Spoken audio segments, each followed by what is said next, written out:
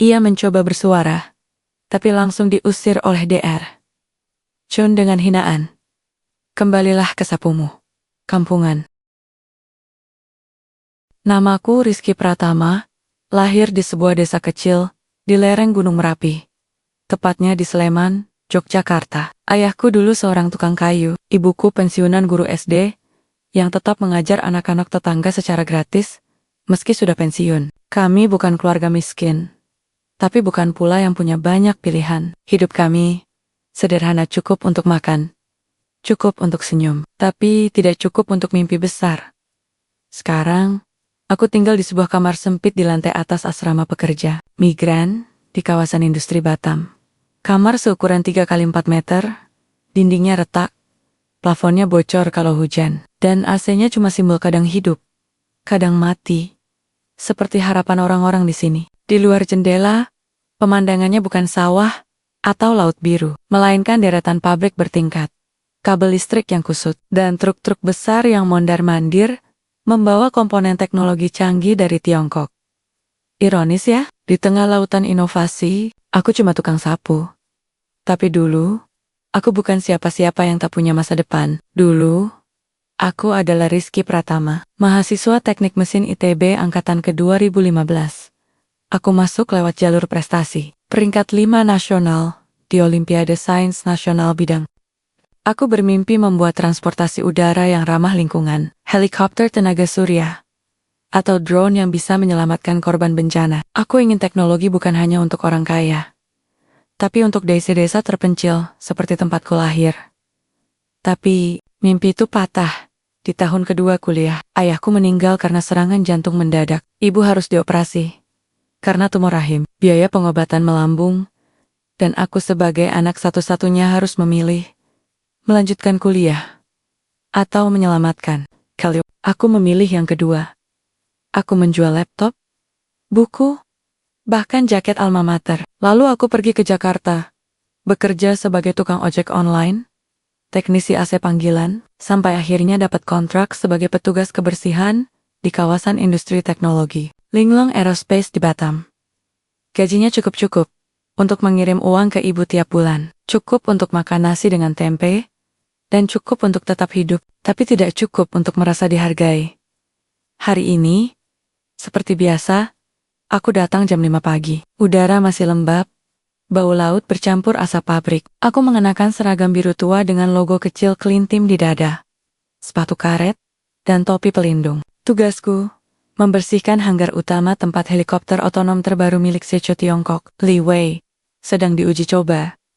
Hanggar itu bukan sembarang gudang, ini ruang berteknologi tinggi, lantainya steril, suhunya dikontrol, dan setiap sudutnya dipantau. Kamera. Di tengahnya, berdiri megah Skylink 9, helikopter otonom canggih, dengan sistem AI terintegrasi, desain aerodinamis futuristik, dan mesin hybrid listrik bahan bakar. Harganya, kabarnya, $12 juta. Aku pernah baca spesifikasinya diam-diam, dari brosur yang tercecer aku masih ingat semua. Aku mulai menyapu dari sisi kiri, tapi mataku tak bisa berhenti mengamati mesin itu. Aku perhatikan cara kipasnya, terpasang, alur kabel di bawah bodi, bahkan suara mesin saat dinyalakan dalam mode diagnostik. Hari ini, tim teknisi dari Tiongkok semuanya berkemeja putih, berbaju emas, dan berbicara dalam bahasa Mandarin, cepat sedang panik. Mereka mengelilingi layar komputer besar yang menunjukkan data sistem. Tidak ada error, teriak salah satu dari mereka. Mungkin dia. Chun, kepala tim, semua indikator hijau. Tapi mesin tidak bisa start. Aku berhenti menyapu. Dari jarak 5 meter, aku mendengar sesuatu yang aneh. Saat sistem mencoba boot, ada getaran kecil di bagian bawah turbin seperti micro vibration. Sistem diagnostik mungkin tidak bisa mendeteksi, karena frekuensinya di luar range sensor. Tapi, bagi seseorang yang pernah memperbaiki mesin diesel dengan telinga, itu seperti alarm keras aku menggamati. Lebih dekat. Kabel grounding di sambungan turbin beyang menghubungkan bodi logam ke tanah untuk mencegah interferensi listrik tampak longgar. Bukan rusak, tapi hanya sedikit kendur, cukup untuk menyebabkan electromagnetic interference yang mengacaukan sinyal sinkronisasi antara motor dan controller AI. Aku tahu ini bisa jadi penyebabnya. Tanpa berpikir panjang, aku mendekat. Permisi, Pak. Kataku pelan. Dalam bahasa Indonesia, saya lihat kabel grounding di sambungan B agak longgar. Mungkin itu yang menyebabkan gangguan sinkronisasi. Semua mata menoleh, seperti aku tiba-tiba muncul dari dimensi lain. John menatapku seperti melihat tikus di dapur restoran mewah. Siapa kamu? Kembali ke pekerjaanmu. Ini bukan tempat untuk tukang sapu bicara soal teknik. Wajahku memanas, tapi aku tetap tenang. Saya dulu mahasiswa teknik mesin. Saya tahu, sistem grounding penting untuk stabilitas listrik, terutama di mesin berkecepatan tinggi. Salah satu teknisi tertawa. Oh, jadi kamu sarjana sapu? Yang lain ikut tertawa. Aku menunduk, menggenggam sapu erat, tapi hatiku tidak menyerah. Aku tahu apa yang kurasakan itu benar. Aku kembali ke tugasku. Menyapu di sudut jauh, tapi mataku terus memperhatikan. Aku melihat mereka mencoba riset sistem, ganti chip, bahkan panggil tim dari Singapura. Tidak ada yang berhasil. Jam demi jam berlalu, sore datang. Mereka mulai frustrasi. Lalu, sekitar pukul 17, seorang pria muda masuk, tinggi, postur atletis, mengenakan jaket kulit hitam, dan kacamata tipis, rambutnya rapi, tatapannya tajam, tapi tenang. Itu Lee Wai-seo, Linglong Aerospace. Aku tahu dari foto di majalah yang pernah kubaca di ruang tunggu. Ia berbicara cepat dalam Mandarin. Suaranya dingin, tim teknisi langsung tegang. Setelah mendengar laporan, ia meninjau helikopter sendiri. Ia menyentuh bodi, memeriksa layar, bahkan membungkuk untuk melihat bagian bawah. Ia tidak marah, tapi ekspresinya berat. Aku berdiri di kejauhan, masih memegang sapu. Tapi tiba-tiba, matanya menangkap sesuatu atau seseorang. Ia menatapku. Aku buru-buru menunduk pura-pura sibuk menyapu. Tapi aku merasa, ia memperhatikanku. Beberapa menit kemudian, saat aku sedang membersihkan lobi, aku melihatnya duduk di sofa, membuka tablet. Aku memberanikan diri. Dari saku seragam, aku mengeluarkan selembar kertas kecil bekas laporan yang kusimpan untuk coretan. Dengan pulpen tumpul, aku tulis. Coba cek kabel grounding di sambungan turbin B. Getaran bisa menyebabkan false reading di sistem AI. Rizky, clean tim aku lipat kecil. Lalu saat melewati kursinya, aku selipkan ke saku jaketnya. Cepat, diam-diam. Aku tidak tahu apakah ia akan membacanya. Aku tidak tahu apakah ia akan peduli. Tapi setidaknya, aku sudah mencoba. Malam itu, aku pulang ke kamar. Hujan turun deras. Bocor di plafon membuat baskom berderak menampung air. Aku duduk di kasur tipis, membuka kotak lama di bawah tempat tidur. Di dalamnya, buku catatan kuliahku, sertifikat lomba, foto bersama dosen, dan jaket alma mater ITB yang sudah lusuh. Aku pegang erat jaket itu. Masih ada waktu, Bu. Bisikku. Membayangkan. Wajah masih ada waktu. Tapi di luar, petir menyambar, dan di hanggar yang jauh, lampu-lampu tiba-tiba menyala lebih terang. Karena beberapa menit setelah aku pergi, Li Wei membaca catatan itu, dan ia menyuruh asistennya mengecek kabel grounding. Di sambungan turbin B, hasilnya, kabelnya longgar. Dan saat dikencangkan, sistem tiba-tiba menunjukkan, sistem ready. Tim teknisi terdiam. Li Wei hanya tersenyum tipis. Cari orang yang menulis ini, katanya. Saya ingin bertemu dengannya. Aku tidak tahu malam itu, bahwa hidupku akan berubah selamanya. Tapi aku tahu satu hal. Mimpi tidak pernah benar-benar mati. Mereka hanya menunggu, dalam diam, di balik sapu dan seragam biru tua. Dan kadang, cukup satu getaran kecil untuk menghidupkannya kembali. Hujan masih belum berhenti, saat aku bangun pagi. Bocoran di plafon sudah membuat lantai basah. Dan aku terpaksa memindahkan kasur ke tengah ruangan. Jam waker rusak lagi-lagi jadi aku bangun, karena suara tetesan air yang terus-menerus. Tapi, entah kenapa, pagi ini rasanya berbeda. Ada sesuatu yang menggantung di udara. Seperti sebelum petir menyambar. Aku duduk, menggosok mata, lalu melihat ke kotak lama yang kemarin kubuka. Jaket alma mater ITB masih tergeletak di pangkuan.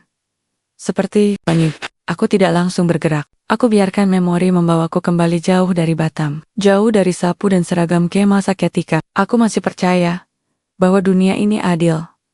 Aku lahir di tengah keluarga yang sederhana, tapi penuh cinta. Ayahku, Pak Darmo, bukan orang terpelajar. Tapi dia punya tangan emas. Dia bisa memperbaiki apa saja, mesin pompa air, sepeda motor, bahkan genset yang sudah mati bertahun-tahun. Aku sering duduk di sampingnya di bengkel kecil di belakang rumah, memperhatikan cara ia merangkai baut, menyetel karburator, atau hanya sekadar membersihkan filter udara. Teknik itu bukan soal gelar. Nak, katanya suatu malam, saat kami memperbaiki mesin diesel tua milik tetangga. Tapi, soal mendengar mesin, kalau kamu bisa dengar suaranya, kamu tahu apa yang sakit. Aku mengangguk. Meski saat itu baru umur 12 tahun. Tapi kata-kata itu menancap. Sampai sekarang, aku masih mendengar suara mesin, bukan hanya angka di layar, tapi nada, getaran, ritme. Ibuku, Bu Siti, adalah guru SD yang selalu membawa pulang tugas murid-murid Nia untuk dikoreksi di malam hari. Ia tidak pernah mengeluh, meski gajinya pas-pasan. Ia selalu bilang, kalau kamu bisa baca dan berhitung, kamu bisa melawan kemiskinan. Mereka berdua adalah alasan aku bekerja keras di sekolah. Aku juara kelas dari SD sampai SMA. Aku ikut Olympiad Saints, menang banyak lomba, dan akhirnya diterima di Institut Teknologi Bandung ITB, jurusan teknik mesin.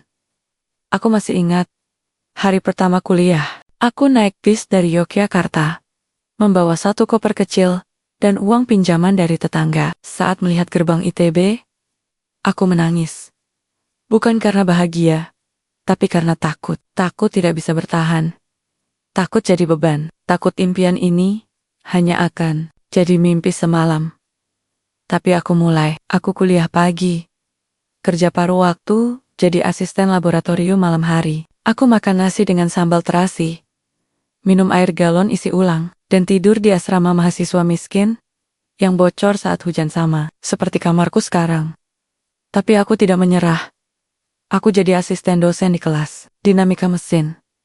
Aku ikut proyek penelitian tentang efisiensi turbin angin. Aku bahkan memimpin tim yang membuat drone pertanian sederhana untuk petani di Garut dengan sensor tanah dan sistem penyiram otomatis. Kami menang kompetisi nasional. Dosen pembimbingku, Pak Budi, pernah bilang, "Rizky, kamu punya insting, teknik yang langka. Bukan semua insinyur punya itu." Aku mulai percaya bahwa aku bisa jadi lebih dari sekadar anak desa. Aku bisa jadi insinyur besar, bisa buat helikopter ramah lingkungan, bisa bantu desa-desa terpencil dengan teknologi. Tapi, dunia tidak selalu memberi kesempatan kedua. Di awal semester 3, telepon datang dari ibuku. Suaranya gemetar. "Ayah, tidak bangun pagi ini." Aku langsung pulang. Ayahku sudah tidak bernyawa. Serangan jantung mendadak. Tidak sempat dibawa ke rumah sakit. Aku hancur. Tapi belum selesai. 2 minggu kemudian, ibuku pingsan saat mengajar. Dibawa ke rumah sakit. Hasil CT scan menunjukkan tumor rahim stadium awal, tapi harus segera dioperasi. Biayanya 75 juta rupiah. Aku mencoba pinjam sana-sini. Tetangga, teman, mantan dosen. Tapi tidak cukup. Beasiswa penuhku hanya menanggung kuliah, bukan biaya hidup apalagi darurat medis. Aku duduk di bangku rumah sakit, memandang ibuku yang tertidur. Lemah, selang infus menancap di tangan. Aku membuka laptop, mencari cara cepat dapat uang. Lalu aku melihat iklan. Lowongan TKI, kontrak 2 tahun, gaji, kompetitif, penempatan Batam dan Batam Bay. Aku tidak ragu lama. Aku menemui dosen wali, menyerahkan formulir cuti akademik. "Kamu yakin, Rizky?" tanya Pak Budi. "Kalau kamu keluar sekarang, susah balik." Aku menendak. "Saya harus menyelamatkan ibu saya, Pak. Teknik bisa menunggu, nyawa tidak." Ia mengganggak, tapi matanya berkokek-kokah. Aku menjual semua yang bisa dijual. Laptop, printer, buku, bahkan jaket alma mater, tapi pada akhirnya aku menyimpan satu potong. Jaket itu kumasukkan ke koper, seperti membawa secercah harapan Aci Barongkat. ke Batam dengan hati yang terbelah. Pekerjaanku pertama di sini adalah sebagai teknisi AC panggilan. Aku masih bisa menggunakan keahlianku, tapi karena tidak punya sertifikasi resmi dari perusahaan besar, aku tidak bisa naik jabatan. Gajiku dipotong agen, kontraknya diperpanjang tanpa jaminan. Lama-lama, aku diremehkan. Dianggap hanya tukang, bukan insinyur. Akhirnya, aku pindah ke Clean Tim kebersihan di kawasan industri Linglong Aerospace. Gajinya lebih stabil, meskipun pekerjaannya memalukan bagi sebagian orang. Tapi aku tidak malu. Aku tahu, membersihkan lantai bukan aib. Yang memalukan adalah menyerah. Setiap hari, aku lewat di depan hanggar, melihat helikopter, drone, robot-robot canggih. Aku tidak menyapu, karena butuh uang saja. Aku menyapu sambil belajar. Aku perhatikan cara teknisi bekerja, cara mereka berdiskusi, cara sistem komputer membaca data. Aku baca manual yang tercecer. Aku catat di buku kecil. Aku tahu, aku masih bisa. Tapi, dunia tidak peduli. Di mata mereka, aku cuma tukang sapu. Sampai kemarin, sampai aku menulis catatan itu. Sampai Li Wei membacanya. Pagi ini, saat aku tiba di hanggar, suasana berbeda. Ada 2 petugas keamanan berdiri di pintu. Mereka menatap daftar nama. Salah satunya memanggilku. Rizky Pratama, aku mengangguk. Jantung berdebar. Li Wei minta Anda datang ke kantornya. Sekarang. Terdiam. Sapu di tanganku terasa tiba-tiba berat. Ahmad, temanku yang tukang parkir, datang menghampiri. Wah, Riz, kamu dipanggil langsung. Jangan-jangan kamu yang bocorin rahasia helikopter itu? Aku menggeleng. Aku cuma kasih saran kecil. Ia tertawa.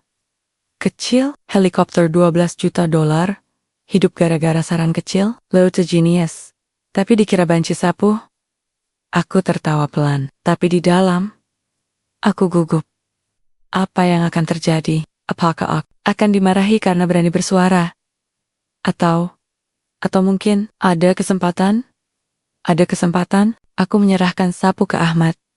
Jaga ini buat aku. Ia mengangguk serius. Aku jaga. Siapa tahu nanti jadi barang bersejarah. Aku berjalan menuju gedung utama. Jantung berdebar seperti anak kecil yang akan masuk ke istana. Kantornya di lantai ketiga. Liftnya kaca. Pemandangan laut Batam terbentang. Aku merasa seperti alien yang masuk ke dunia lain.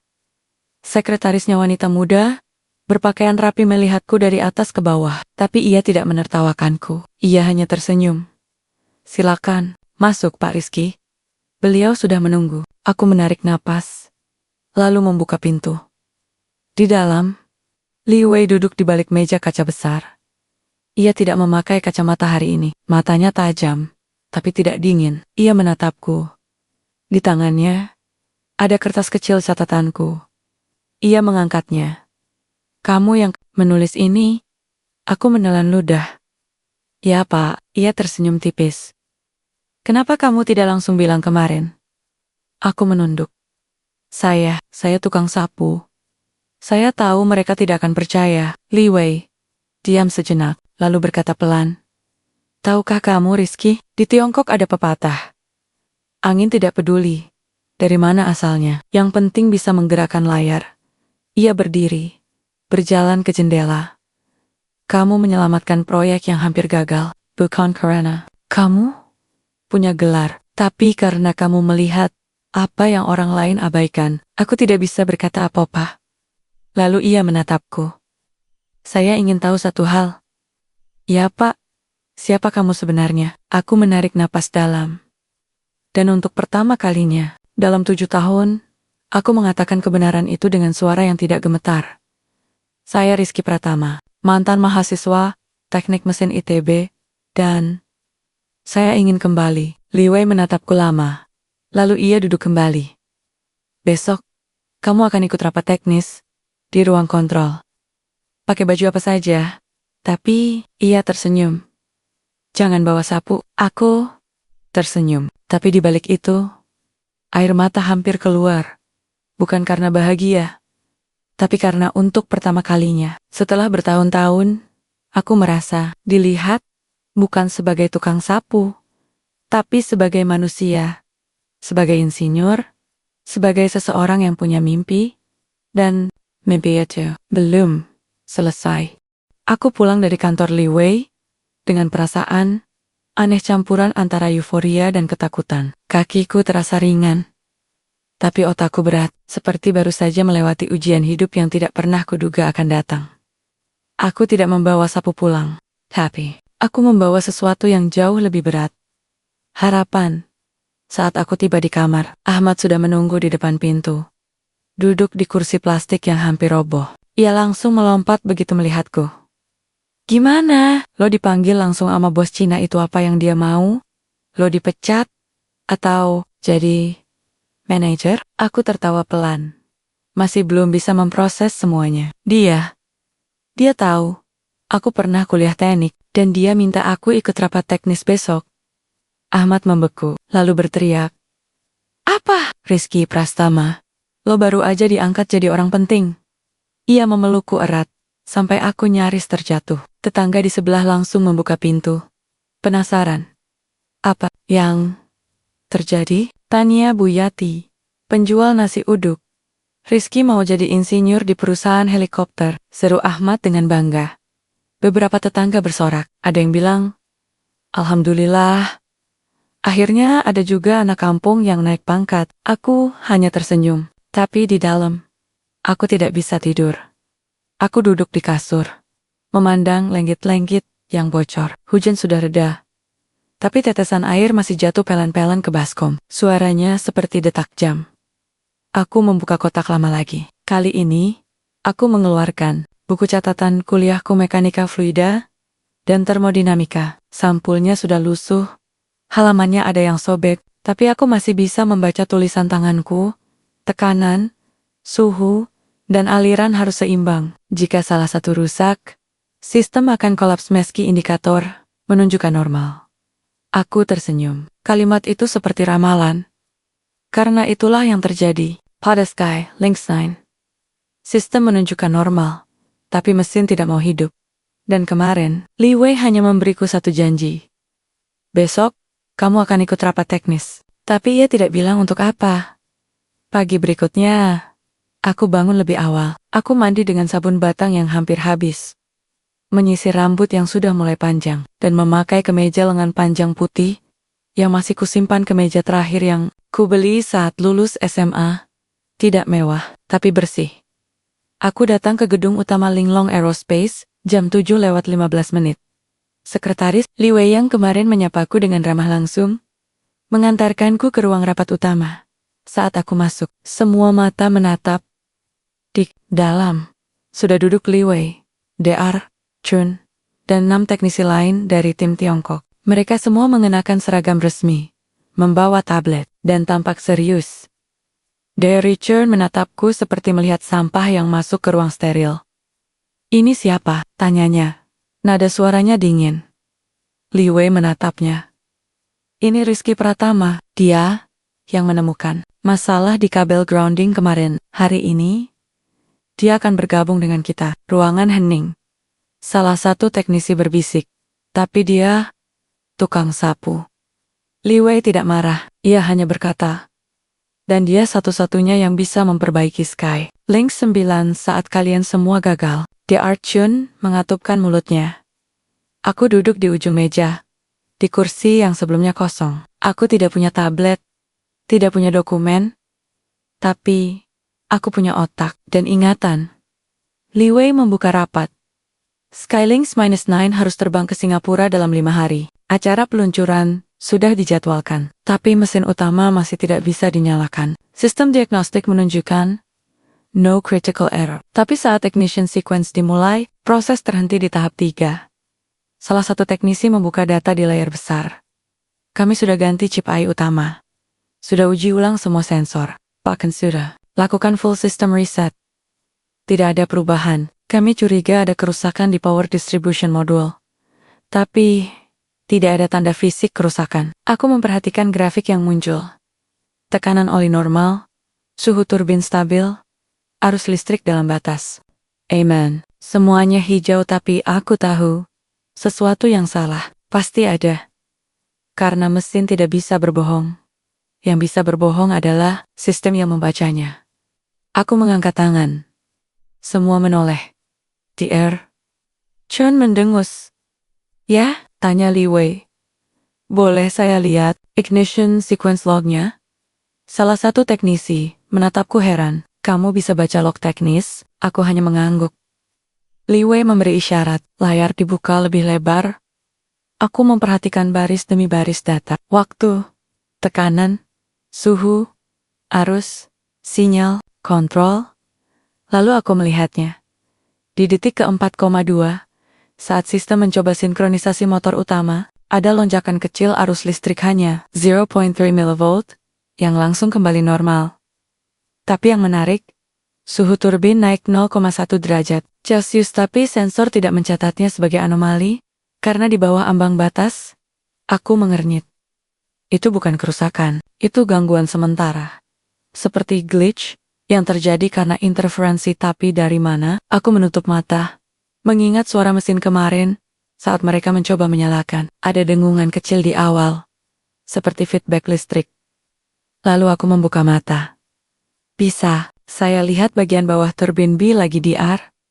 Chun tertawa. Kamu pikir semua masalah bisa diselesaikan dengan kabel grounding longgar? Ini bukan mesin traktor. Ini helikopter otonom generasi terbaru. Li Wei menatapku. Apa yang kamu lihat? Aku menarik napas. Saya tidak yakin. Tapi ada sesuatu yang mengganggu sinkronisasi listrik saat ignition. Mungkin bukan di kabel, tapi di grounding pasnya. Jika ada korosi atau mikroriteken di sambungan logam, bisa menyebabkan intermittent resistance cukup untuk mengacaukan sinyal. Tapi tidak terdeteksi sensor. Ruangan hening. Salah satu teknisi muda yang tampaknya penasaran berkata, "Itu teori yang masuk akal."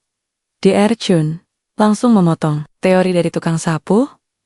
Tolong, jangan buang waktu. Li Wei tidak marah. Ia hanya berkata, bawa dia ke hanggar. Biarkan dia periksa. DR Chun membeku. Tapi, sekarang, potong Li Wei, di hanggar, Skylink 9 berdiri megah, di bawah lampu putih terang. Aku memakai sarung tangan tipis, dan meminta obeng. Kecil. Teknisi mengawasi dari jarak dekat, beberapa dengan ekspresi sinis. DR. Chun berdiri di belakang, berkacak pinggang. Aku membuka panel bawah turbin. Bertempat kabel grounding, terhubung ke bodi utama. Aku periksa sambungan logamnya. Tidak longgar, tidak korosi. Tapi saat aku menekan pelan, salah satu baut penghubung, aku merasakan getaran halus, seperti retakan mikroskopis di dalam logam. Aku minta senter kecil, di bawah cahaya. Aku melihatnya, retakan kecil di sambungan logam, tertutup lapisan pelindung, tidak terlihat oleh mata biasa, tidak terdeteksi sensor. Karena tidak memengaruhi aliran listrik secara konstan, tapi saat mesin mencoba start, getaran menyebabkan sambungan terputus sebentar. Itu yang menyebabkan false signal ke AI.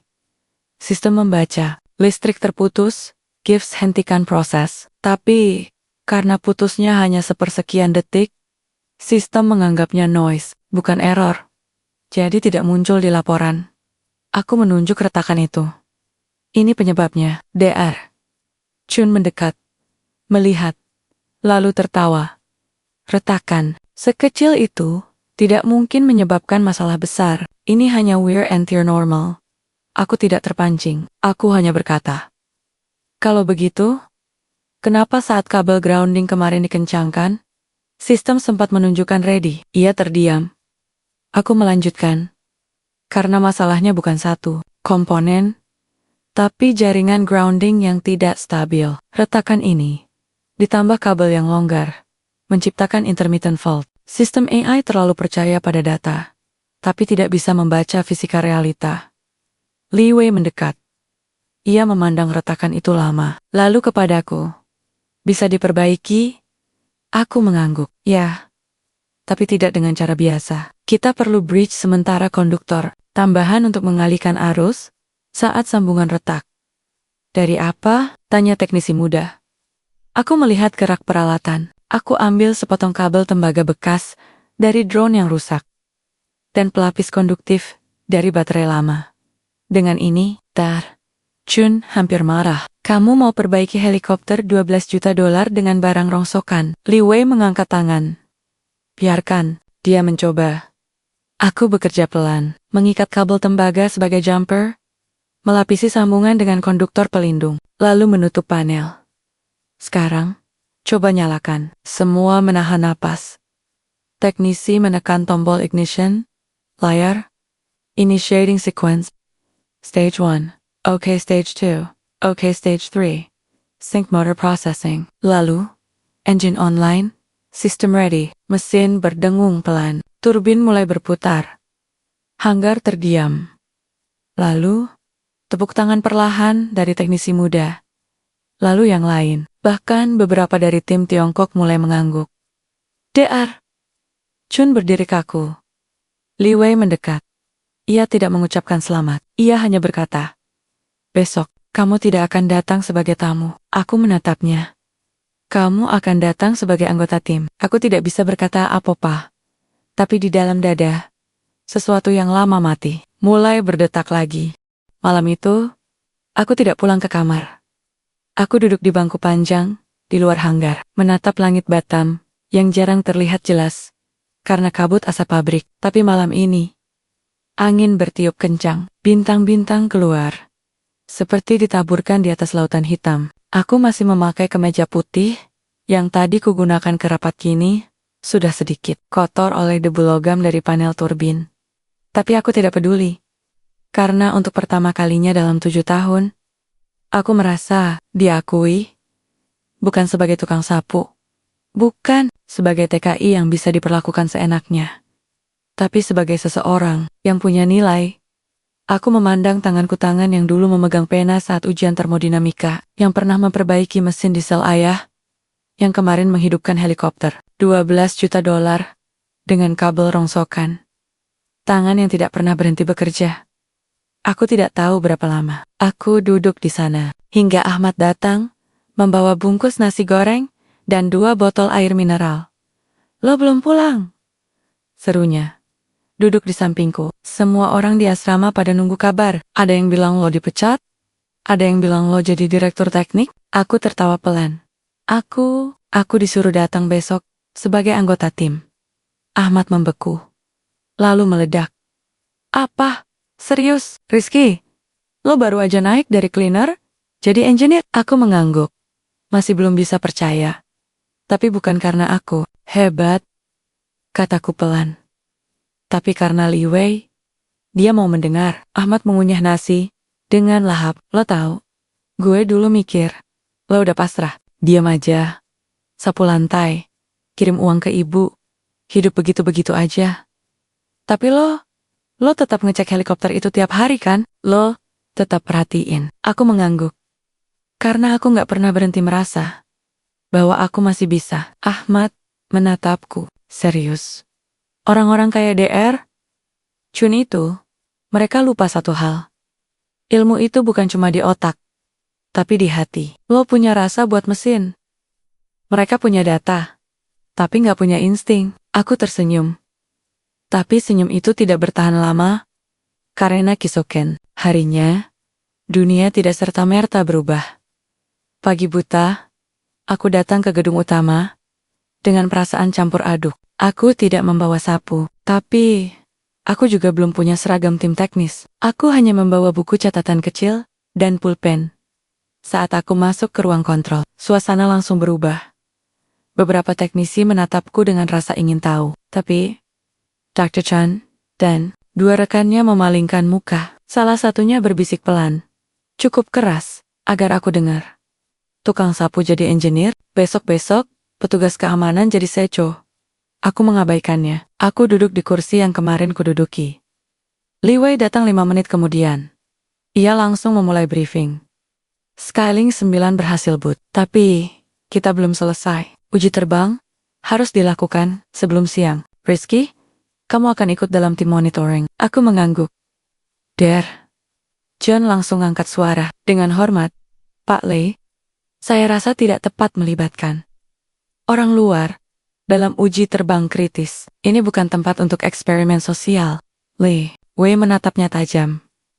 Ini bukan eksperimen sosial. Ini uji kompetensi. Dan Rizky sudah membuktikan kompetensinya lebih dari siapapun di ruangan ini kemarin. Dr. Chun terdiam, tapi matanya membakar. Di hanggar, persiapan uji terbang dimulai. Skylink 9 ditarik keluar ke landasan kecil di tepi laut. Angin cukup kencang, tapi dalam batas aman. Aku ditempatkan di ground control station bersama tim data. Tugasku memantau parameter teknis selama startup dan hover test. Tapi aku tidak hanya duduk diam. Aku memperhatikan pola getaran mesin lewat grafik, tapi juga mendengarkan suaranya. Saat mesin dinyalakan, aku merasakan sesuatu yang aneh. Bukan error, bukan alarm, tapi nada. Suara mesin tidak smooth. Ada jeda kecil di setiap putaran seperti ada hambatan mikro di sistem transmisi. Aku mengecek data, semuanya normal. Tapi instingku tidak percaya. Aku mendekati Li Wei yang sedang berbicara dengan pilot otonom. Pak Li, boleh saya cek sistem transmisi? Ia menatapku. Ada masalah? Saya tidak lihat di data. Tapi saya dengar. Ada hatch. Di putaran turbin, Dr. Chun mendengar. Langsung menyela. Telinga tukang sapu lebih canggih dari sensor kami. Tolong, jangan ganggu prosedur. Li Wei tidak langsung menolak. Ia bertanya, apa yang kamu duga? Mungkin ada micro debris di gear coupling, partikel logam kecil yang masuk saat perbaikan kemarin. Tidak terdeteksi, tapi bisa menyebabkan Salah satu teknisi muda yang kemarin mendukungku berkata, itu pernah terjadi di drone seri X7. Partikel serpihan logam menyebabkan jitter di rotasi. Dr. Chan mendengas. Kasus itu terjadi karena kesalahan manufaktur. Bukan karena perbaikan darurat oleh tukang. Ia tidak selesai. Karena Li Wei sudah mengangkat tangan. Buka panel transmisi, saya cek gear coupling, tim teknisi saling pandang. Tapi perintah atasan harus dijalankan. Panel dibuka. Mereka memasukkan boroskop kamera kecil untuk inspeksi internal. Dan di layar, terlihat jelas, serpihan logam sebesar butiran pasir terjepit di antara gigi roda gigi utama. Saat mesin berputar, serpihan itu menyebabkan hambatan kecil cukup untuk mengganggu keseimbangan, tapi tidak cukup untuk memicu alarm. Tim teknisi terdiam. Dr. Chun wajahnya memerah. Li Wei menatapku. Kamu mendengar itu? Aku mengangguk. Dari nadanya, mesin yang sehat punya irama. Ini seperti orang bernapas dengan batu kecil. Li Wei tersenyum. Kamu tidak hanya insinyur. Kamu seperti dokter. Mesin, uji terbang, ditunda 1 jam, serpihan dikeluarkan, sistem dibersihkan. South Sky, Lynx 9 akhirnya lepas landas, melayang di atas laut dengan stabil. Semua orang bersorak. Tapi, aku tidak ikut. Aku hanya memandang helikopter itu, terbang tinggi. Seperti simbol dari sesuatu, yang dulu kukira mustahil. Sore itu, aku pulang. Tapi bukan ke kamar bocor. Aku diantar ke asrama karyawan senior gedung baru, dengan kamar bersih, AC, kamar mandi dalam, dan jaringan internet cepat dari hari ini. Kata sekretaris Li Wei, kamu resmi menjadi Field Innovation Associate, gaji, tunjangan, dan akses penuh ke laboratorium. Aku hanya bisa mengangguk. Tapi malam itu, aku tidak langsung tidur. Aku duduk di meja kecil, membuka buku catatan lama. Lalu aku menulis surat untuk ibuku.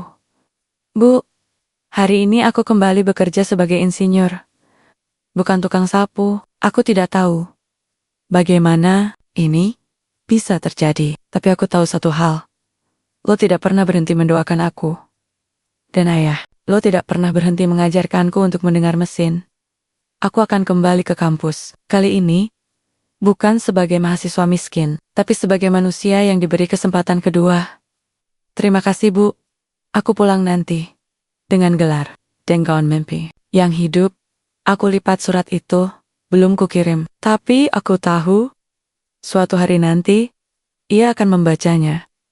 Dan ia akan tersenyum. Karena anaknya, yang dulu hanya bisa menyapu lantai, kini bisa menghidupkan helikopter. Dan mungkin, suatu hari, menghidupkan harapan bagi ribuan anak desa, seperti aku. Hari pertamaku sebagai Field Innovation Associate dimulai bukan dengan pelatihan, bukan dengan sambutan hangat, tapi dengan kesunyian yang menusuk. Aku tiba di gedung utama Linglong Aerospace pukul 7 pagi. Kali ini, aku tidak masuk lewat pintu belakang. Bersama petugas kebersihan, aku masuk melalui gerbang utama. Dengan badge elektronik baru yang tergantung di leher nama, foto, dan jabatan. Rizky Pratama, Innovation Team. Tapi saat aku masuk ke ruang kerja tim R&D, suasana membeku. 8 kursi mengelilingi meja bundar. 7 sudah ditempati. Semua teknisi Tiongkok, kecuali satu yang kemarin mendukungku. Seorang pemuda bernama Wei Ling asal Shanghai, yang kini menatapku dengan senyum kecil. Sisanya, mereka tidak menatapku. Mereka pura-pura sibuk dengan tablet, atau berbisik pelan dalam bahasa Mandarin. Aku duduk di kursi terakhir yang sengaja dibiarkan kosong, di ujung jauh. Tidak ada sapaan, tidak ada selamat datang. Hanya hening. Aku tidak marah. Aku mengerti, mereka adalah para lulusan universitas top Tiongkok. Punya gelar PhD, pengalaman di Silicon Valley, dan reputasi yang harus dijaga. Dan tiba-tiba, CEO memasukkan seorang tukang sapu ke dalam tim inti mereka. Bagi mereka, ini bukan keadilan, ini penghinaan. Tapi aku tidak datang untuk dihormati, aku datang untuk bukti. Pukul 08,3, Li Wei masuk. Ia tidak langsung duduk. Ia berdiri di depan layar besar. Hari ini bukan hari biasa, katanya. Suaranya tegas. Skylink 9 akan melakukan uji terbang jarak jauh 120 km menuju pulau penelitian di utara Batam. Ini adalah uji terakhir sebelum peluncuran resmi di Singapura. Semua mata tertuju padanya. Lalu ia menoleh ke arahku. Rizky akan memimpin. Tim monitoring teknis, ruangan meledak. DR. Chun berdiri. Wajahnya memerah. Pak Lee, ini tidak masuk akal. Uji terbang kritis seperti ini harus dipimpin oleh insinyur bersertifikasi. Bukan orang yang bahkan tidak punya gelar. Li Wei tidak berteriak. Ia hanya berkata, tenang. Rizky memperbaiki helikopter yang kalian semua nyatakan tidak bisa diperbaiki. Ia menemukan 2 hidden fault yang sistem AI dan tim ahli kalian lewatkan. Jika itu bukan kompetensi, lalu apa? Tapi, tidak ada tapi. Potong Li Wei. Saya memimpin perusahaan ini dengan hasil, bukan gelar. Jika kalian merasa tidak nyaman, silakan ajukan resign. Tapi selama kalian di sini, kalian bekerja di bawah Rizky untuk uji terbang ini. Diam. Berat, Der. Chun duduk kembali. Tapi matanya seperti ingin membakarku. Li Wei menatapku. Kamu siap? Aku menarik napas.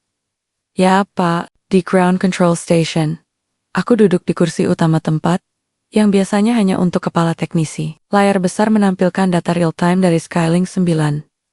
Ketinggian, kecepatan, suhu mesin, tekanan hidrolik, sinyal AI. Tapi aku tidak hanya melihat angka, aku mendengarkan. Melalui headset, aku bisa mendengar suara mesin helikopter dari jarak 15 km. Saat lepas landas, iramanya stabil. Tapi, saat mencapai ketinggian 800 meter, aku mendengar sesuatu.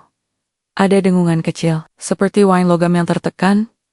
Aku mengecek data, semuanya hijau. Tapi instingku tidak percaya. Aku menekan tombol intercom. Pilot, coba turunkan ketinggian 100 meter. Perlahan, pilot otonom merespons. Mengapa? Tidak ada indikasi masalah. Aku menatap layar. Tapi saya dengar ada stres di poros turbin. Coba turun. DR. Chun di sampingku tertawa.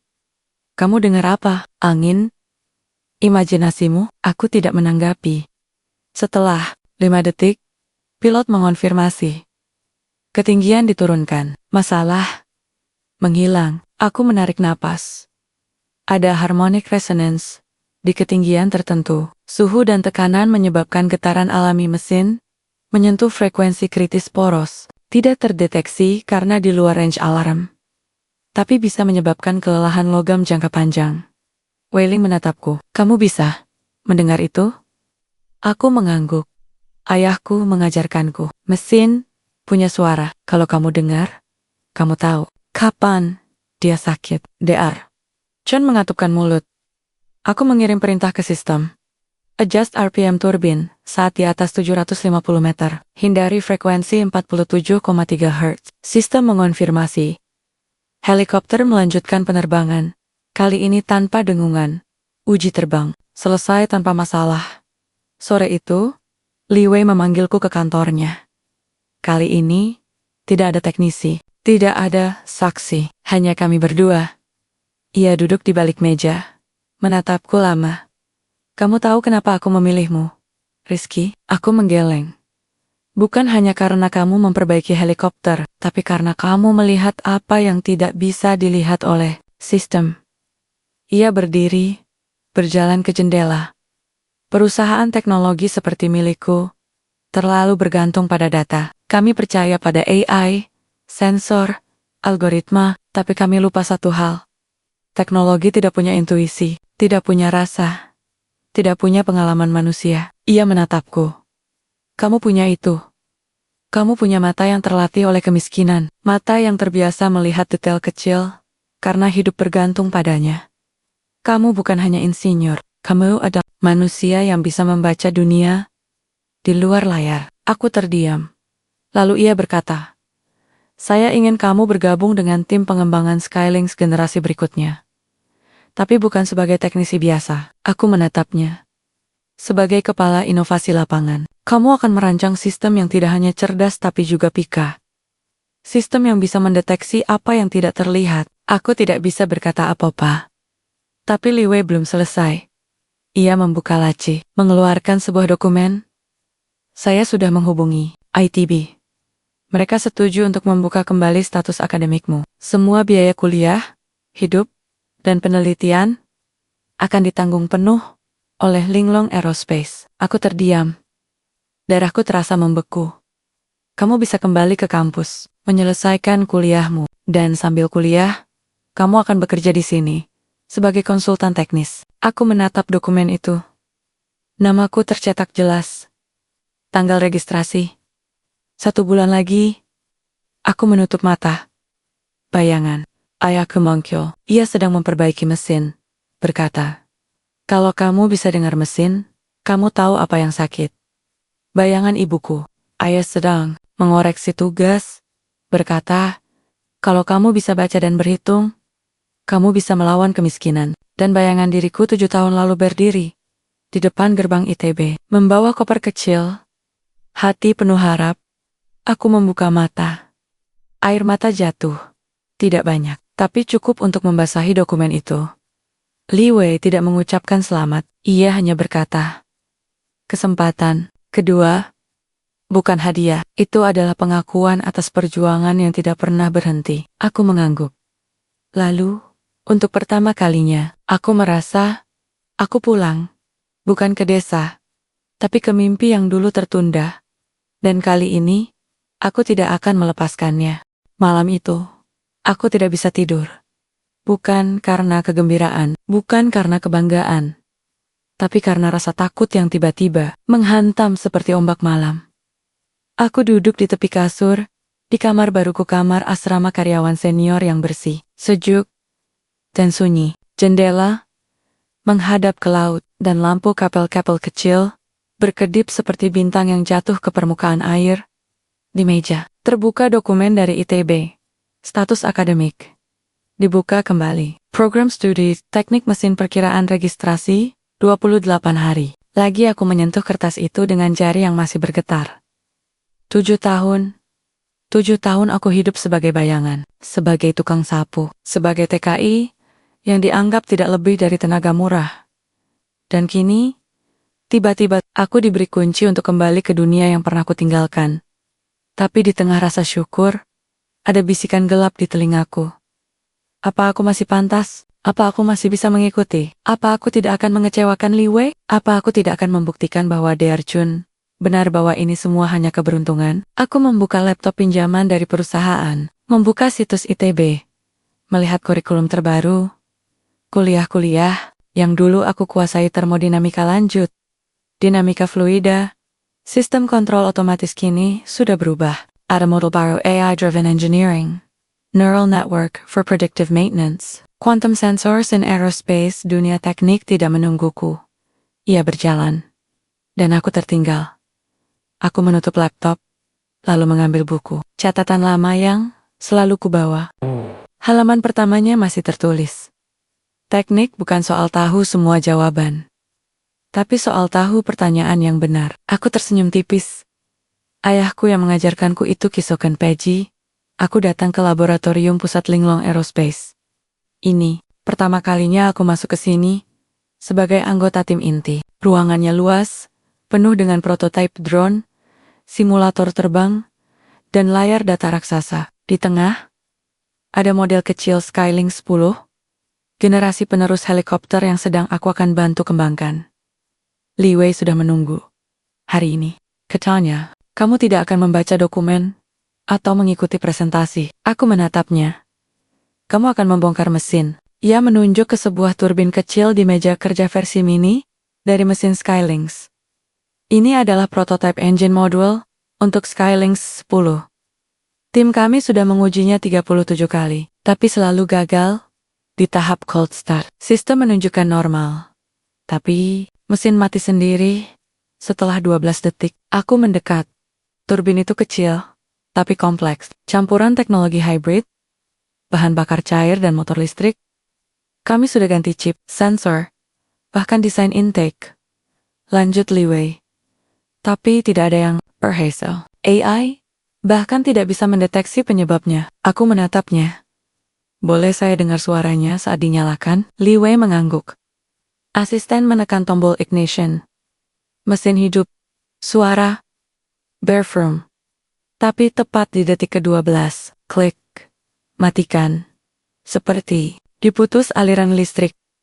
Aku menutup mata. Mendengar ulang dalam kepala. Ada sesuatu, bukan di suara mesin, tapi di diam setelah mati. Saat mesin mati, ada desisan kecil seperti udara yang lolos dari selang tipis. Aku membuka panel samping. Cari, boroskop, kataku. Teknisi memberikan alatnya. Aku masukkan ke saluran pendingin utama. Di layar, terlihat jelas. Saluran udara pendingin yang seharusnya tertutup saat mesin hidup terbuka sedikit di detik ke-12. Kenapa? Karena actuator pneumatik yang mengendalikan katup itu rusak. Tapi tidak rusak secara total. Hanya melemah. Saat tekanan udara naik, actuator tidak bisa menahan beban. Katup terbuka. Sistem pendingin gagal. Suhu mesin naik 0,5 derajat cukup membuat AI menghentikan proses demi keselamatan.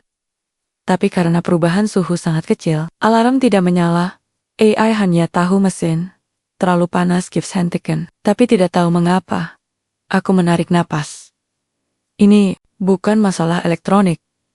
Ini masalah mekanik fisik. Aktuatornya harus diganti. There. Chun yang berdiri di belakang mendengus. Kami sudah ganti 3 kali. Samiover. Aku tidak menyerah. Aku ambil aktuator yang rusak, membongkarnya. Di dalam, ada lapisan tipis minyak silikon berlebih yang seharusnya melumasi piston, tapi justru menyebabkan slip saat tekanan tinggi. Ini bukan kesalahan desain, kataku. Ini kesalahan prosedur perakitan. Minyak terlalu banyak. Saat panas, volumenya memuai. Piston gagal mengunci. Weiling memeriksa, lalu mengangguk. Benar. Ini overlubrication. Tapi, bagaimana kamu tahu hanya dari suara mati mesin? Aku menatapnya. Karena saat mesin mati, ada desis. Itu udara yang lolos dari katup yang tidak tertutup rapat. Hanya 1 detik. Tapi kalau kamu dengar, kamu tahu. Li Wei tersenyum.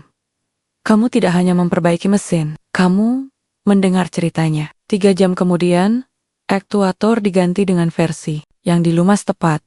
Tes ulang. Ignition. Mesin hidup. Berputar. Detik ke-12.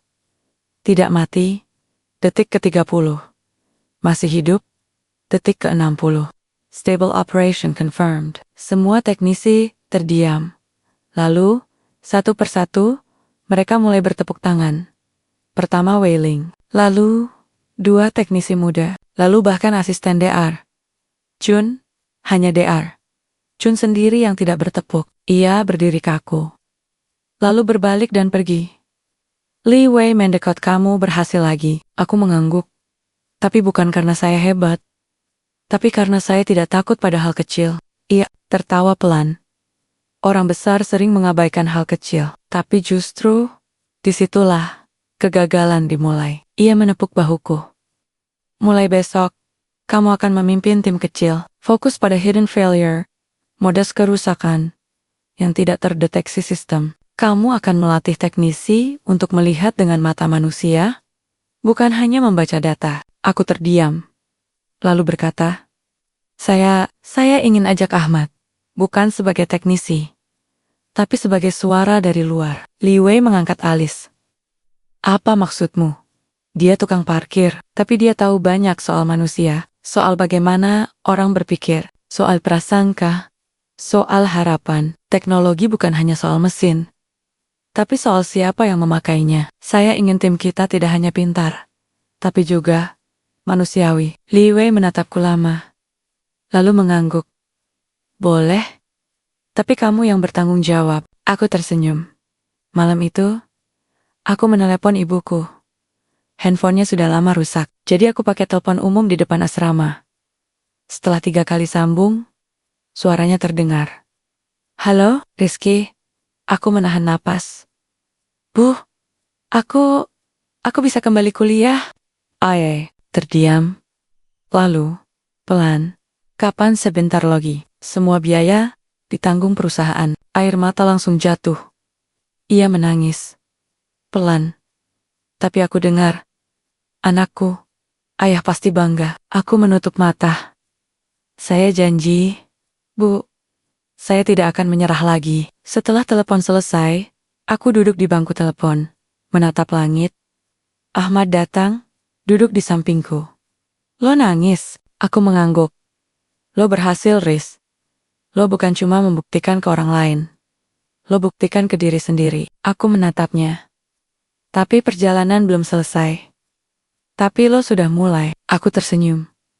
Dan untuk pertama kalinya, aku tidak merasa seperti tukang sapu yang kebetulan bisa memperbaiki mesin. Aku merasa seperti insinyur yang pernah jadi tukang sapu.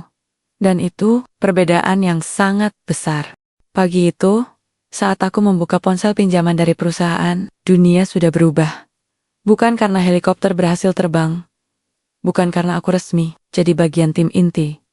Tapi karena fotoku viral. Di layar, berita online menampilkan judul besar, TKI. Tukang sapu di Batam berhasil hidupkan helikopter Secho Tiongkok. Setelah teknisi Cina gagal, di bawahnya. Foto kecilku dalam seragam biru tua.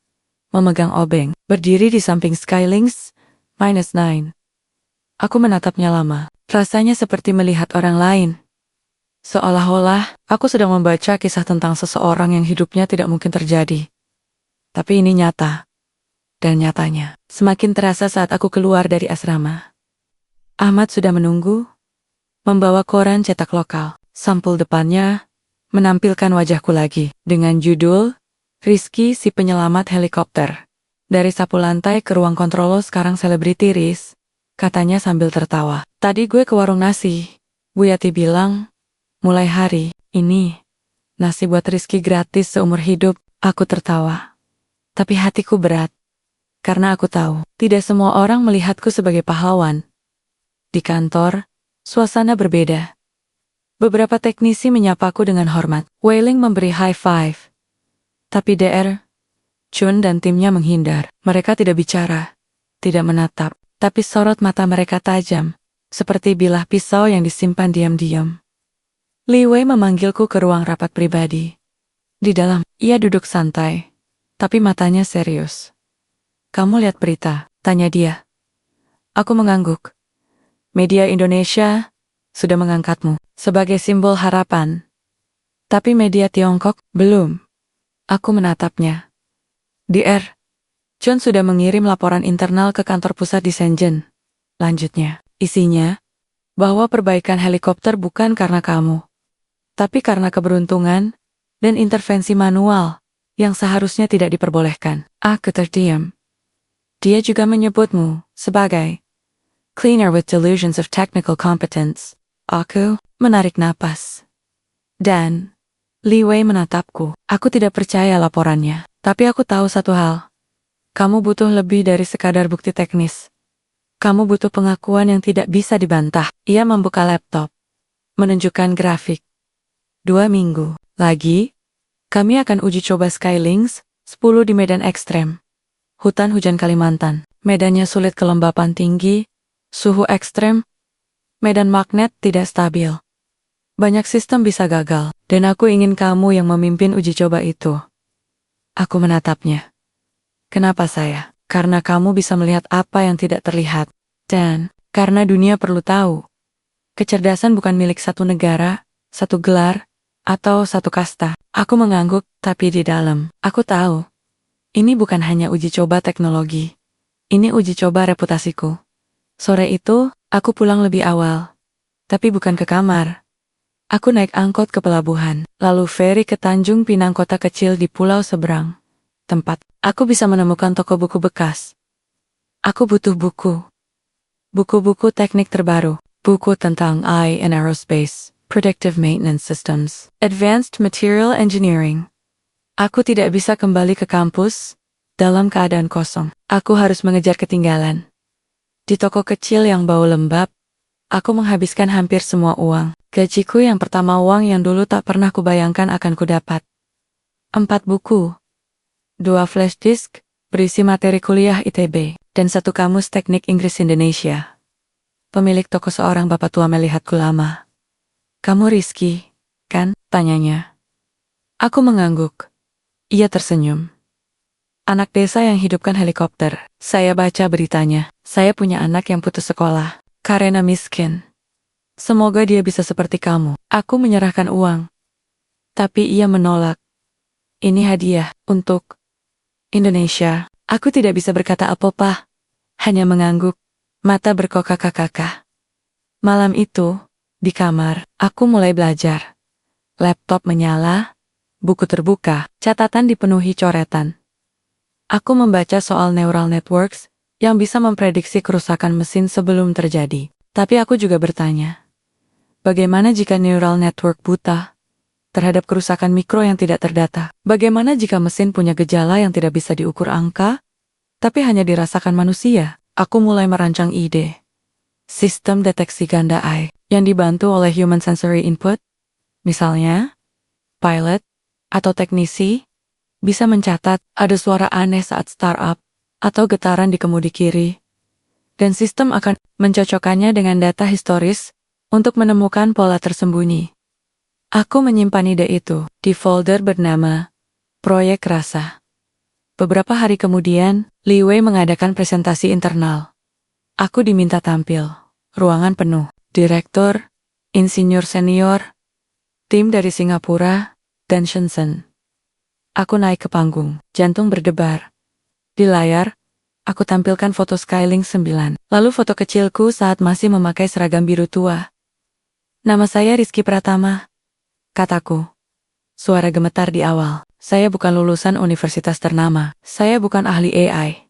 Saya bahkan pernah dianggap tidak pantas menyentuh mesin ini. Aku berhenti sejenak. Tapi saya percaya, teknologi sebaik apapun akan gagal jika tidak memahami manusia. Aku menunjukkan data dari perbaikan Skylinks -9. Sistem tidak bisa mendeteksi kabel grounding yang longgar. Tidak bisa melihat retakan mikro. Tidak bisa mendengar dengungan aneh. Tapi manusia bisa, karena kita punya pengalaman, intuisi, dan rasa. Aku melanjutkan. Saya ingin membangun sistem yang tidak hanya cerdas tapi juga peka. Sistem yang menggabungkan AI dengan human sensory feedback. Karena, kadang, jawaban terbaik bukan di data tapi di perasaan seorang tukang yang tahu mesinnya sakit sebelum rusak. Ruangan hening. Lalu, satu persatu, tangan terangkat. Pertanyaan datang. Serius. Antusias. Bahkan dari tim Tiongkok. Dr. Chun duduk di belakang. Wajahnya kaku tapi Li Wei berdiri. Saya setuju, katanya. Mulai hari ini, Proyek Rasa menjadi bagian resmi dari pengembangan Skylinks 10, dan Rizky Pratama adalah kepala proyeknya. Tepuk tangan meledak. Aku menatap layar. Foto seragam biru tua masih terpampang. Tapi kini, di bawahnya, tertulis, dari tukang sapu ke kepala inovasi. Dan untuk pertama kalinya, aku tidak merasa malu pada masa laluku. Karena dari situlah, aku belajar melihat dunia dengan cara yang berbeda. Bukan lewat data, tapi lewat rasa. Malam itu, aku menelepon ibuku lagi. Bu, saya dipercaya pimpin proyek besar. Ia menangis. Kamu pasti ayah bangga, nak.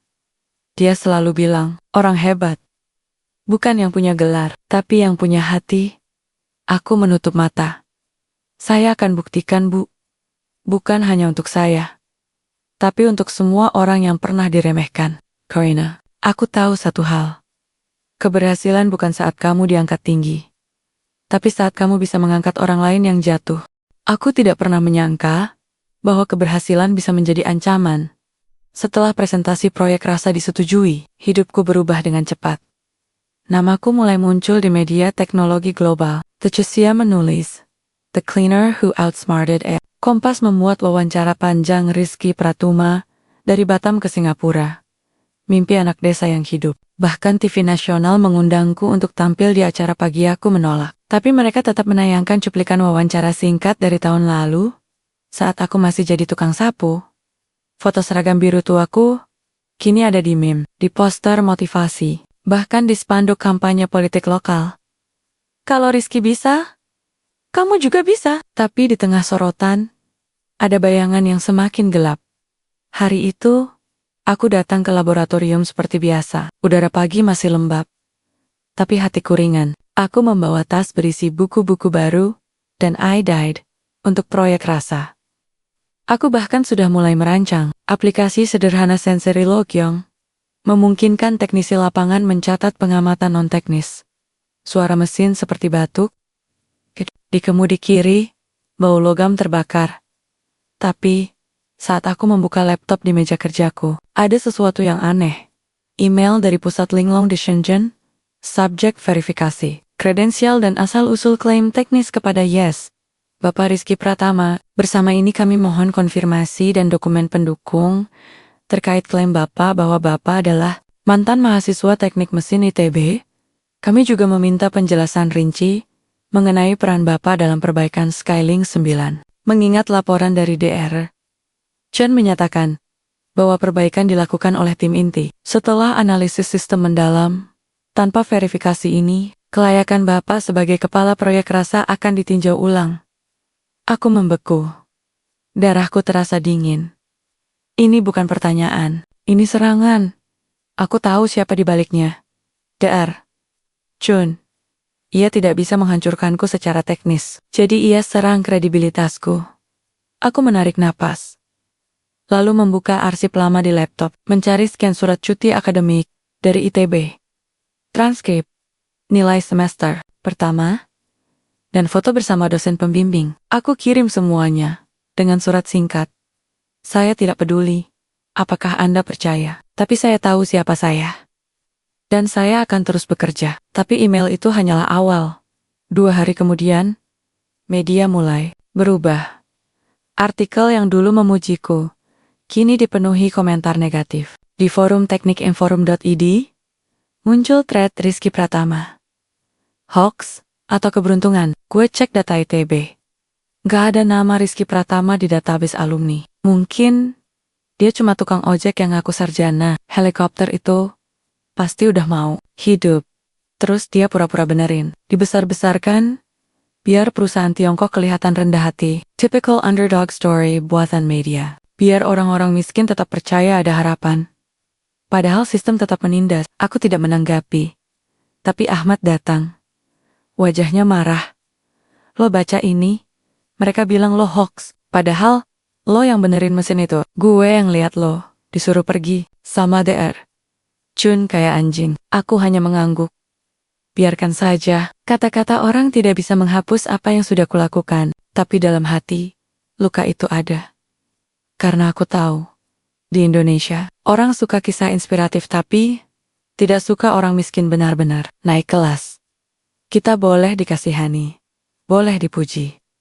Tapi jangan berani menduduki kursi yang bukan untuk kita. Malam itu, aku menelepon Bu Siti. Suara ibuku lemah. Rizky, ada yang nelpon dari TV.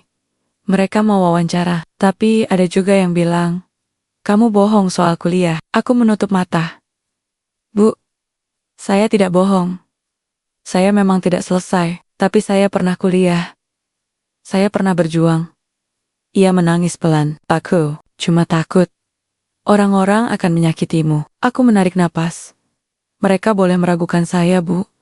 Tapi mereka tidak bisa meragukan apa yang saya dengar, rasakan, dan perbaiki. Kisoken Paji. Li Wei memanggilku. Wajahnya serius. Saya tahu apa yang terjadi. Katanya, Dachun mengirim laporan ke Shenzhen, mempertanyakan kredensialmu, dan media Tiongkok mulai menulis bahwa The Cleaner Story is a PR stunt. Aku mengangguk, dan ia menatapku. Saya percaya kamu, tapi saya butuh kamu buktikan sekali lagi. Aku menatapnya. Uji coba Kalimantan Maju, besok, kamu akan pimpin tim langsung di lapangan. Jika Skylink Stand berhasil terbang dan kembali dengan data stabil, maka proyek rasa akan dilanjutkan. Jika gagal, ia tidak menyelesaikan. Tapi aku tahu artinya. Jika gagal, aku akan dikembalikan ke status semula. Atau bahkan dipecat. Dan semua yang kubangun akan hancur. Malam itu, aku tidak belajar. Aku duduk di tepi kasur, memandang jaket alma mater ITB yang tergantung di dinding.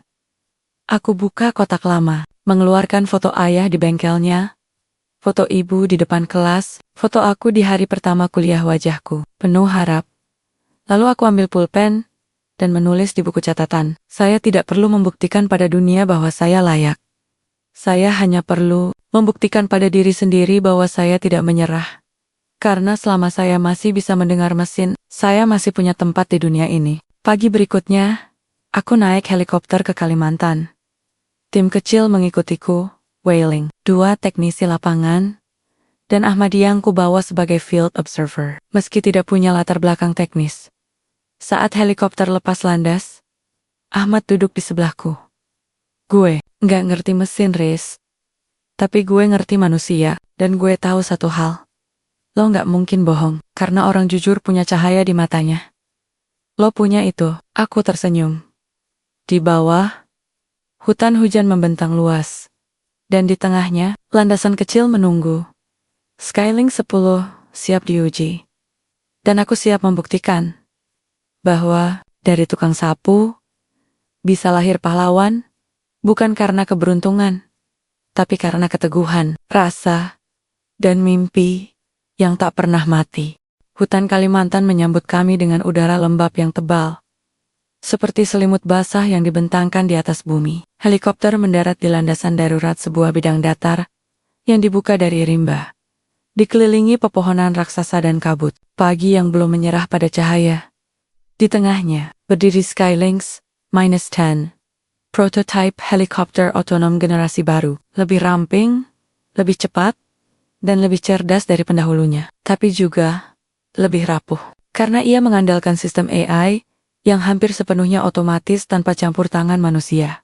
Dan kini, hidupnya dan masa depanku tergantung pada uji coba ini. Tim mulai bekerja. Wailing memeriksa sistem komunikasi, teknisi lain mengecek tekanan ban dan integritas bodi. Aku langsung menuju ground control station tenda kecil dengan meja lipat, laptop, dan layar monitor yang terhubung ke Skylink 10 lewat satelit. Aku membuka sistem, memanggil data pre-flight checklist, semuanya hijau, tapi aku tidak langsung puas. Aku keluar tenda, mendekati mesin utama. Aku menyentuh bodi logam dingin, tapi ada getaran halus saat aku tekan dekat sambungan turbin. Aneh. Harusnya tidak ada getaran sebelum ignition. Aku minta boroskop, memeriksa saluran pendingin. Tidak ada sumbat, tidak ada retakan tepi, aku menekan tombol sistem wake up. Layar menunjukkan sensor array 7. Intermittent signal. Sensornya ada di bagian ekor bagian yang paling terpapar kelembapan tinggi dan medan magnet liar di hutan. Ini tidak normal, kataku. Wailing mengangguk. Sudah terjadi sejak di Batam. Tapi di Chun bilang itu noise biasa. akan hilang saat sistem panas. Aku mengernyit. Tidak semua noise itu tidak penting. Beberapa noise adalah teriakan pertama dari kegagalan. Pagi itu, aku memanggil seluruh tim. Kita tidak bisa langsung uji terbang, kataku. Ada masalah di sensor array ketujuh.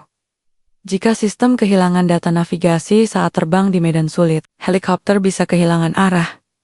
Bisa jatuh. Salah satu teknisi dari Batam yang dulu meragukanku mengangkat alis, tapi laporan dari Shenzhen bilang, sensor itu hanya minor, dan DR Chun sudah menyetujui peluncuran. Aku menatapnya. DR Chun tidak ada di sini. Kita yang di lapangan, dan saya yang bertanggung jawab. Aku tidak mengatakan itu dengan sombong, tapi dengan tegas. Karena kali ini, aku bukan tukang sapu yang memohon perhatian, aku kepala proyek. Dan aku tidak akan membiarkan helikopter ini terbang dalam keadaan tidak aman. Aku membongkar panel sensor di ekor helikopter. Di dalam, kabelnya tampak normal. Tapi saat aku goyangkan pelan, sinyal di layar berkedip masuk, keluar, masuk lagi, intermittent connection. Aku periksa lebih dalam, dan menemukan lapisan tipis. Korosi di konektor tembaga akibat kelembapan, tinggi dan partikel garam yang terbawa angin dari laut. Tidak terlihat oleh mata biasa, tidak terdeteksi sistem karena sinyal masih bisa lewat tapi tidak stabil. Aku bisa perbaiki dengan cepat. Ganti konektor, bersihkan jalur, pasang pelindung kedap air. Tapi saat aku membuka toolkit, aku menemukan sesuatu yang membuat darahku membeku. Konektor pengganti yang seharusnya ada, tidak ada. Aku mengecek inventaris. Kita bawa 2 spare konektor kan? Tanyaku ke teknisi. Ia mengangguk. Seharusnya, tapi hanya satu yang tersisa. Yang satunya hilang. Wailing menatapku. Ini tidak mungkin. Semua peralatan dicek sebelum berangkat. Aku tahu satu hal. Ini bukan kecelakaan. Ini sabotase. Dan aku tahu siapa dalangnya. DR Chun. Ia tidak bisa menghentikanku secara resmi, jadi ia pastikan aku gagal di lapangan. Malam itu, hujan turun deras. Tenda goyang, diterpa angin. Listrik mati 2 kali. Aku duduk di depan laptop. Cahaya senter menyinari layar. Aku harus memutuskan. Tunda uji coba. Beritahu Li Wei. Dan tunggu. Pengiriman suku cadang tapi itu berarti kredibilitasku runtuh. Lanjutkan tanpa perbaikan, dan ambil risiko kecelakaan yang bisa membunuh reputasiku selamanya. Buat solusi darurat, aku memilih yang ketiga. Dari toolkit, aku ambil kabel tembaga, tipis, dari alat ukur rusak, dari panel kontrol yang tidak terpakai, aku ambil pelat konduktif kecil. Dari sisa baterai drone, aku ambil konduktif gallium, bisa sementara menggantikan lapisan pelindung. Aku membuat jumper sirkuit darurat jembatan, listrik sementara, yang bisa mengalihkan sinyal dari konektor yang korosi ke jalur cadangan. Tidak sempurna, tidak tahan lama, tapi cukup untuk uji terbang 90 menit. Ahmad melihatku bekerja. Lo bikin apa, Riz? Obat darurat untuk mesin yang sakit? Jawabku. Ia tertawa, kayak dokter darurat. Aku tersenyum. Tapi hatiku berat. Karena aku tahu, besok bukan hanya uji coba teknologi. Ini uji coba karakter. Pagi berikutnya, langit mulai cerah. Aku memasang jumper, menutup panel, dan menjalankan full system diagnostic layer, sensor array 7, signal stabilize. Tim menatapku. Tidak ada yang bertepuk tangan, tapi ada yang mengangguk. Aku menarik napas. Siapkan ignition sequence. Layar menunjukkan. Initiating, stage 1. OK, stage 2. OK, stage 3. Sync motor. Processing.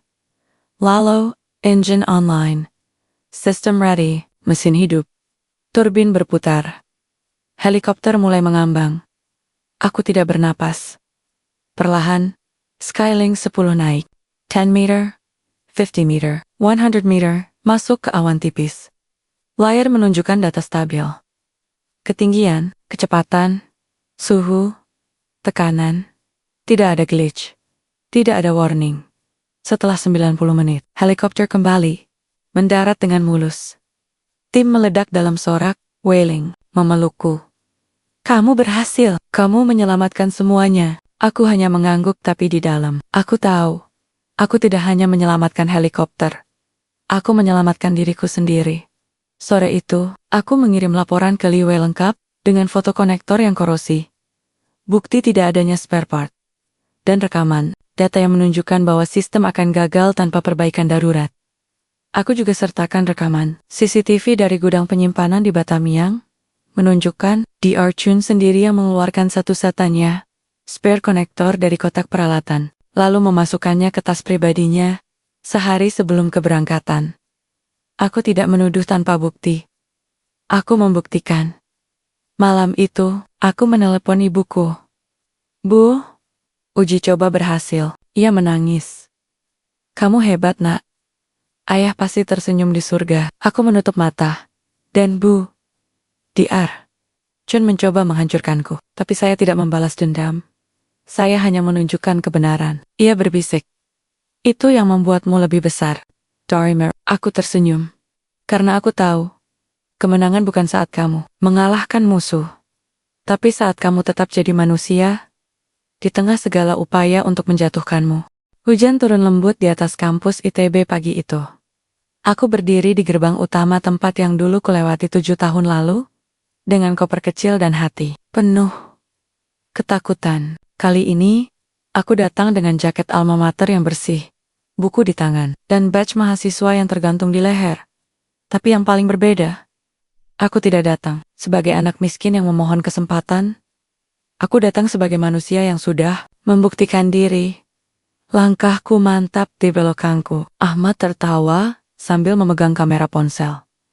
Gue gak nyangka lo beneran balik, Riz. Ini kayak film The Cleaner Who Came Back as a Legend.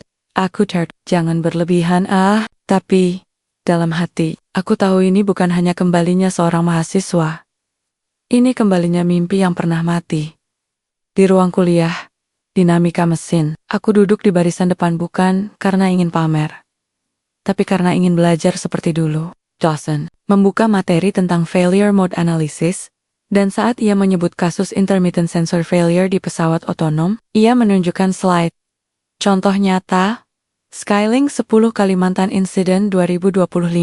Kerusakan tidak terdeteksi sistem karena korosi mikro pada konektor. Perbaikan dilakukan dengan field improvisation oleh Rizky Pratama, Kepala Proyek Rasa Linglong Aerospace. Seluruh kelas menoleh padaku. Beberapa mahasiswa berbisik, ada yang mengambil foto. Dosen tersenyum. Tuan Rizky, bolehkah Anda jelaskan langsung bagaimana Anda menemukan masalahnya? Aku berdiri. Tidak sombong. Saya tidak menemukannya dari data, kataku. Saya menemukannya dari rasa. Saat mesin hidup, ada getaran aneh di bodi. Sistem bilang normal, tapi tubuh saya bilang tidak. Saya percaya pada tubuh saya, karena tubuh saya dilatih oleh kemiskinan, oleh pengalaman, oleh ayah saya yang mengajarkan bahwa mesin punya suara. Ruangan hening. Lalu tepuk tangan mengalir. Bukan sorak, tapi penghormatan. 2 bulan kemudian, aku duduk di aula besar ITB. Kali ini bukan sebagai mahasiswa, tapi sebagai pembicara tamu. Di depan 500 mahasiswa teknik, aku menyampaikan presentasi proyek Rasa. Ketika teknologi belajar mendengar manusia, aku menjelaskan bagaimana sensori log aplikasi yang kudesain kini digunakan oleh tim Linglong di seluruh Asia Tenggara. Teknisi lapangan bisa mencatat hal-hal seperti mesin berdengung seperti kipas rusak, ada bau logam panas saat startup getaran di kemudi kiri, seperti ada yang longgar dan sistem AI akan mencocokkannya dengan data historis, menemukan pola tersembunyi yang tidak terbaca sensor. Hasilnya, 40% penurunan hidden failure, 30% lebih cepat dalam deteksi dini kerusakan dan 1 helikopter yang diselamatkan dari kecelakaan, karena teknisi mencatat, kayak ada yang nahan mesin waktu mau hidup. Aku menutup presentasi dengan kalimat, teknologi, masa depan, bukan yang paling pintar, tapi yang paling peka. Bukan yang menggantikan manusia, tapi yang belajar dari manusia, dari tukang, dari petani, dari teknisi yang tidak punya gelar, tapi punya rasa. Tepuk tangan menggema. Beberapa mahasiswa menangis. Dan di barisan belakang, Kulihat Li Wei duduk diam, tersenyum. Malam itu, aku pulang ke Batam. Tapi bukan ke asrama. Aku pergi ke desa kecil di pinggir kota, membawa laptop dan proyektor. Di balai desa, 50 anak muda, berkumpul anak-anak SMK, pekerja harian, mantan TKI yang pulang. Aku membuka sesi pelatihan. Teknik untuk semua, program, pelatihan gratis yang kubuka dengan dana dari kontrakku di Linglong. Ahmad membantuku. Lo enggak, cuma ngasih mimpi, Riz, katanya. Lo ngasih jalan. Aku mengangguk. Karena aku tahu, kesempatan tidak seharusnya jadi hak istimewa. Ia seharusnya jadi hak dasar. Beberapa bulan setelahnya, aku duduk di ruang rapat utama Linglong Aerospace. Di depan layar, tampil desain terbaru, Skylink C. Helikopter ramah lingkungan, dengan tenaga hybrid dan sistem proyek rasa terintegrasi. Li Wei berdiri.